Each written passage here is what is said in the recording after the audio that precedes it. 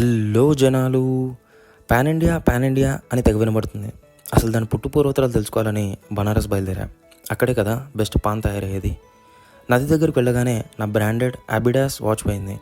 Madam, నా watch పోయింది అని పోలీస్కి కంప్లైంట్ చేస్తే, బాబు నా హ్యాండ్ బ్యాగ్ పోయిందని చెప్పింది. ఆమె బెల్ట్ మీద ఉన్న 3 సింహాలు కూడా మొహం అటు తిప్పున్నాయి. రోజు బాత్రూంలో ఒక్కడనే స్నానం చేసి బోరు కొట్టింది. వీళ్ళందరితో కలిసి స్నానం చేయాలనిపించింది.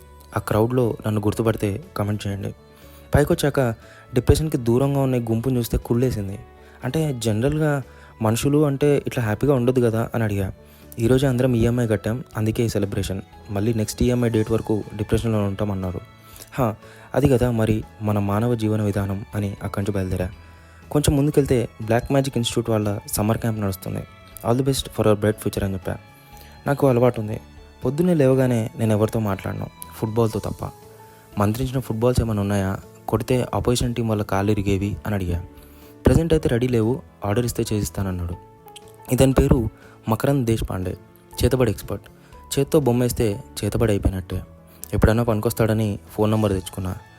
దారిలో నా పాత ఫ్రెండ్స్ కనిపించారు. బ్యాక్ స్టాబింగ్ బిజినెస్ ఎలా ఉంది అని అడిగా. 3 పువ్వులు 6 ఫ్రూట్ షాపుల్లో ఉందన్నారు. ఈమె అప్పట్లో ఓ కత్తి లాంటి ఫిగర్, ఓ ముని శాపం వల్ల బోట్లాగా మారిపోయింది.